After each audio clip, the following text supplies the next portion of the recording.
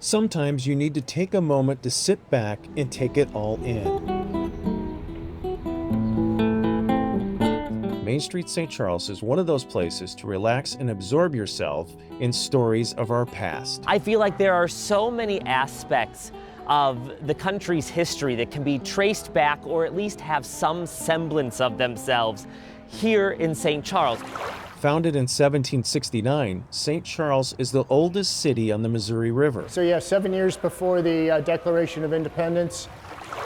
St. Charles is a living testament to the events that shaped a nation. The crowd waved at 3:30 in the afternoon and they took off. At the Lewis and Clark Museum, visitors can learn about the remarkable journey of 1804. It was the last outpost of Western civilization, and from here they went pretty well into the unknown. And here in 1805 was the scene of another dramatic chapter in American history. Aaron Burr sought assistance in the dramatic plan to seize control of the recently acquired Louisiana Territory. Had Burr been able to get more support, it really would have changed kind of the whole westward expansion and where things were going. So Elijah Lovejoy is this building on the corner. So what is today Goldner Printing. St. Charles is also linked to the abolitionist Elijah Lovejoy, whose beliefs led to his persecution in 1837. A lynch mob targeted Lovejoy, forcing him to flee. Tragically, just 5 months later, he was murdered across the river in Alton, Illinois. His killing really caused people to talk about the issue of slavery at their kitchen tables.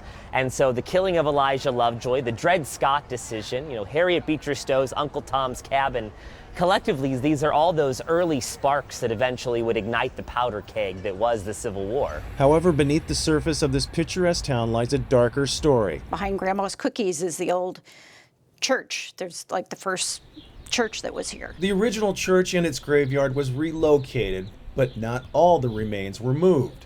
It is considered as one of Missouri's most haunted spots. Our most notorious ghost that has been able to be tracked is the ghost of the famous mother-in-law. Her name was Catherine Becker, and she is still seen to this day in the window to the left of the front door.